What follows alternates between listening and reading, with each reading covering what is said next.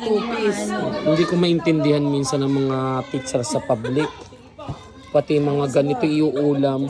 Ito naman ang daming laman. Hindi ibig kong sabihin, ma'am, pag uwi niyan sa bahay, ngangab-ngabin.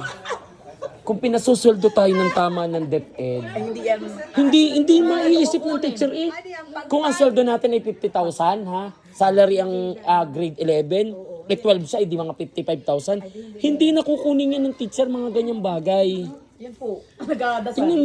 Tingnan nyo sir ha. Dahil sa kababaan ng sweldo sa DepEd, dala-dala ng teacher, bago nga ngabgambin, ipapakain kay Sir Nomar.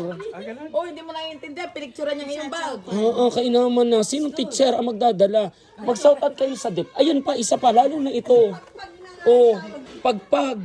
Kung pinasusweldo tayo na nasa 60,000 a month, hindi nyo maiisip na gabi niyan sa bahay. Dagdagan. Nasa puwi mo. Ano ma'am? Ano masasabi nyo sa DepEd?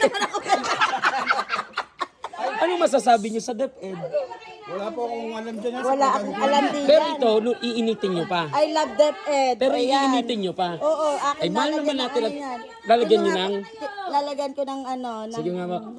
lalagyan ko ng Ng? harina. Harina. At, ano, at maipaulam sa aking mingmeng. Kay Sir Nomar daw at sinabi niya.